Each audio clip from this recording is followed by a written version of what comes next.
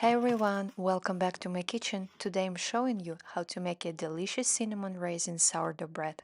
It's soft, flavorful, and perfect for any occasion.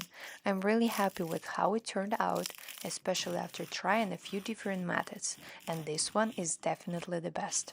Before we dive in though, I'd really appreciate your support.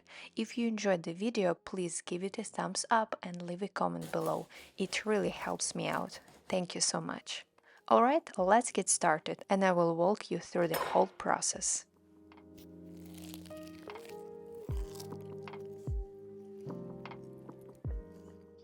So first thing first, we need to feed our starter. I usually do this in the evening. Take 20 grams of your sourdough starter, then add 2 grams of whole wheat flour, 38 grams of all-purpose flour, and 40 grams of water. Stir it all together until it's nice and smooth. Then just leave it in a warm spot around 80 degrees Fahrenheit for about 8 hours or until it's bubbly inactive. Once your starter is bubbly and ready, it's time to mix the dough. In a large bowl, pour in 374 grams of water, then add in 100 grams of your bubbly starter and mix it all together until it's fully dissolved. Next, add 500 grams of strong white flour and mix everything together until it forms a shaggy dough.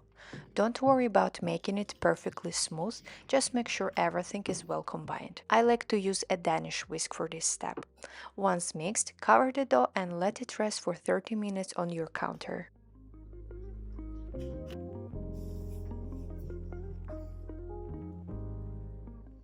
After the dough has rested, it's time to add the salt. Sprinkle in 11 grams of kosher salt and add about 1 tablespoon of water on top to help the salt dissolve faster. Start pinching the dough and then switch to kneading it until the salt is fully incorporated and you no longer feel any grains. At this point, your dough should feel more elastic. Continue kneading for about 5 minutes until the dough becomes smooth and slightly tacky. I like to use the slap and fold technique for this step.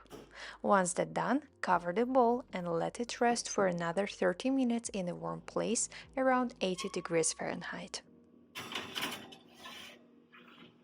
Meanwhile, let's prepare our raisins. Take 100 grams of raisins, though feel free to add more if you like, it's totally up to you.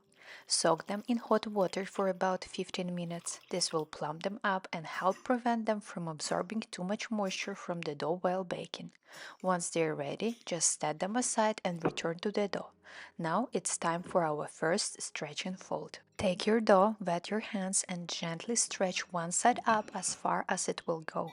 Then fold it back over onto itself. Do this with all four sides of the dough. This helps build the dough structure and strengthen the gluten. Once you're done, cover the dough and let it rest for another 30 minutes in that warm spot. Now let's return to our raisins. Drain them well and place them on paper towel to dry slightly. Once they dry, transfer the raisins to a bowl so they are ready to add to the dough when the time comes. Now let's do our second stretch and fold. This will be the last one. Wet your hands again and gently stretch each side of the dough. Once you're done, cover it and let it rest for another 30 minutes.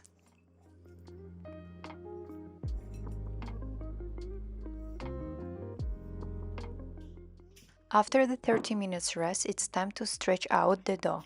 Start by spraying your counter with water to prevent sticking. Then gently transfer the dough onto the surface. Wet your hands and carefully stretch the dough just like I'm doing in the video.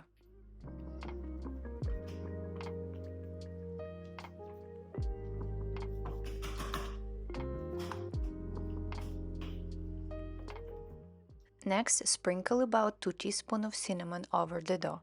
You can adjust this to your taste, I do it based on my personal preference. I also like to sprinkle a little sugar on top for added sweetness. Now add the raisins you prepared earlier, but don't add them all just yet. Gently press them into the dough so they stick a bit. Then fold the dough like a letter to seal in the cinnamon and raisins.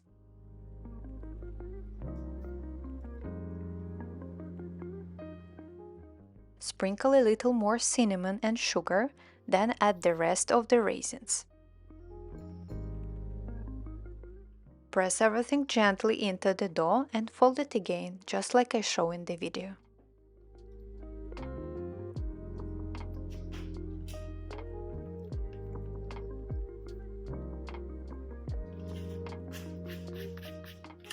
Now shape the dough into a ball by gently rolling it and tucking the edges underneath with your hands.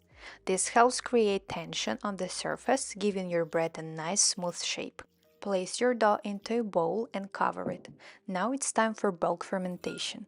Let the dough rest for about 3 hours in a warm place or until it has doubled in size. This is when the dough will develop its flavor and texture. Once the dough has doubled in size, it's time to shape it. You will notice the dough has become jiggly and have bubbles on top.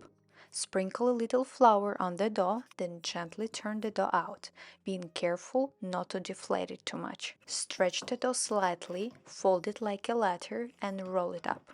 Make sure to seal the edges at the end.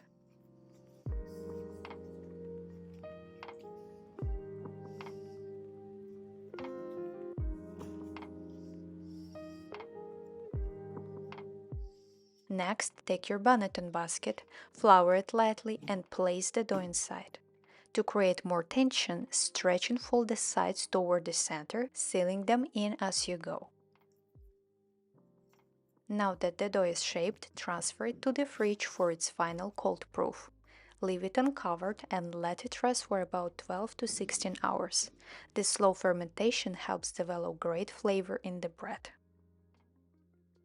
Once your dough has completed its cold proof, it's time to bake. Preheat your oven to 500 degrees Fahrenheit with a Dutch oven inside.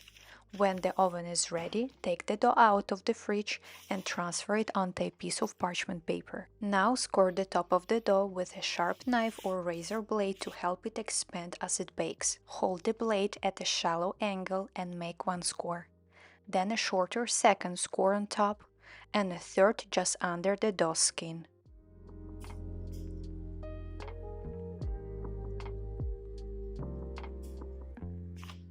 Place the dough into the preheated pot, cover it with a lid, and bake for 15 minutes.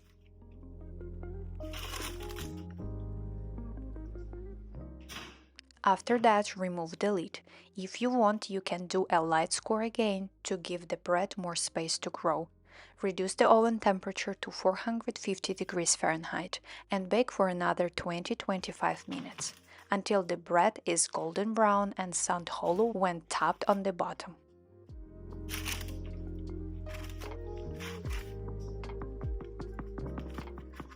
Once your bread is done, take it out of the oven and let it cool on a wire rack.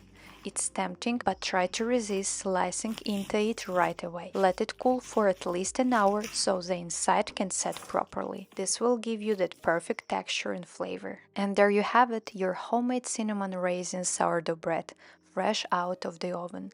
I hope you enjoy this process and that your bread turns out just as amazing as it smells. And if you made it, I'd love to hear how it went for you. Thanks so much for watching, and I will see you in the next video.